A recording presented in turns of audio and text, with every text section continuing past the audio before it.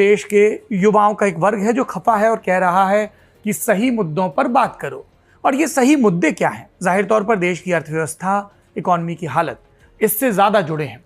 इस पर एक ज़रूरी लेख आज के इंडियन एक्सप्रेस अखबार में छपा। लिखने वाले हैं जाने माने अर्थशास्त्री और भारत सरकार के पहले आधिकारिक घरेलू आय सर्वेक्षण यानी हाउस होल्ड इनकम सर्वे के टेक्निकल एक्सपर्ट ग्रुप के चेयरमैन सुरजीत भल्ला।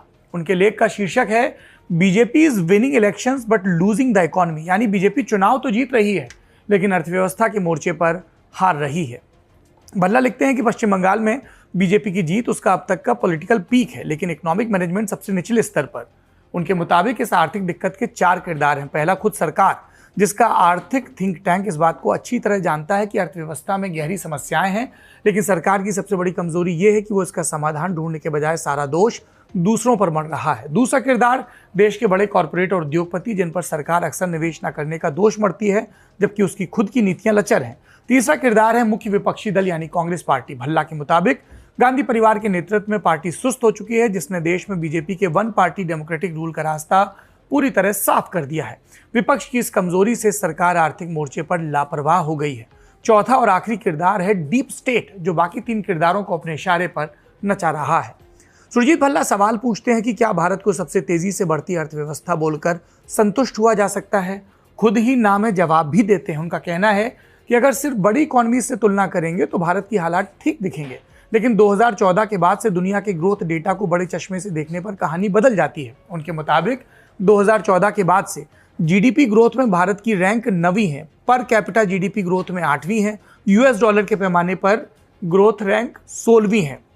वो लिखते हैं कि अमेरिकी डॉलर के इस पैमाने पर 8.3% की ग्रोथ के साथ बांग्लादेश नंबर 1 पर है, 7.2% के साथ इथियोपिया दूसरे नंबर पर है और भारत 4.7% की ग्रोथ के साथ 16वें नंबर पर है। सुरजीत भल्ला साफ चेतावनी देते हैं कि आंकड़ों को आप किसी भी तरह से घुमाकर देख लीजिए, अब समय आ गया है कि भारत के माथे से सबसे तेजी से बढ़ती प्रमुख अर्थव्यवस्था का यह झूठा तमगा पूरी तरह से हटा दिया जाए।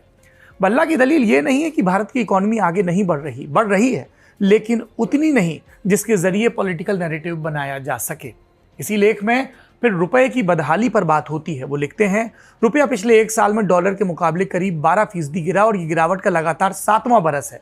2025 में रुपया एशिया की कमजोर करेंसीज में गिना गया। यहाँ पर एक विरोधाभास भी है, क्योंकि अगर देश में महंगाई पूरी तरह काबू में हो, चालू खाता घाटा मैनेजेबल हो, विकास दर स्थिर हो और देश में एक राजनीतिक स्थिरता हो, तो इन परिस्थितियों में विदेशी निवेशकों और बाजार का भरोसा देश की करेंसी पर बढ़ना चाहिए, रुपए को मजबूत होना चाहिए। लेकिन जमीनी हकीकत इसके उलट है, रुपया लगातार रसातल में जा रहा है। अब सवाल ये उठता है कि आखिर देश में विदेशी निवेश और पूंजी का संकट क्यों खड़ा हुआ?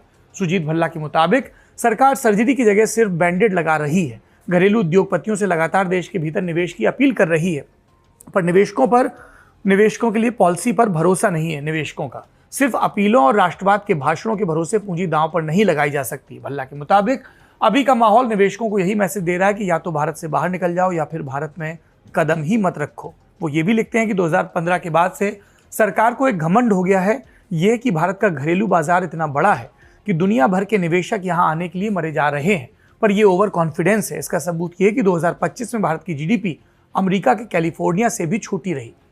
यहीं से वो भारत की बायलैटरल इन्वेस्टमेंट ट्रीटी यानी बीआईटी फ्रेमवर्क प्रॉब्लम की भी बात करते हैं। 2015 में इसमें एक नया प्रावधान जोड़ा गया। नए नियमों के मुताबिक अगर कोई विदेशी निवेशक भारत में अपने निवेश को लेकर किसी विवाद में फंसता है या वो भारत से अपना बिजनेस समेटकर बाहर निकलना चाहता है, तो वो सीधे अंतर्राष्ट्रीय मध्यस्थता अदालत का रुख नहीं कर सकता। पहले पूरे 5 साल तक भारत की स्थानीय अदालतों के चक्कर काटने होंगे।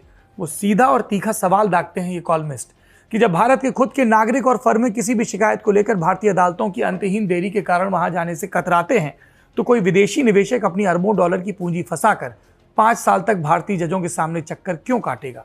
लेख के आखिर में सुरजीत भल्ला सरकार को चेताते हैं कि अभूतपूर्व राजनीतिक सफलता का सबसे बड़ा खतरा होता है कि ओवर कॉन्फिडेंस में चले जाना। सरकारें मान लेती हैं कि उनकी आर्थिक नीतियां शानदार हैं, पर हकीकत ऐसी नहीं है। अभी वक्त है चीज़ों को सुधारा जाए। चुनाव आपको केवल सत्ता और ताकत दे सकते हैं, लेकिन देश को समृद्धि सिर्फ और सिर्फ सही आर्थिक नीतियां ही दिला सकती हैं। यानी विद्वान कह रहे हैं, मुद्दों पर लौटिए, पॉलिसी और इन्वेस्टमेंट पर ध्यान दीजिए।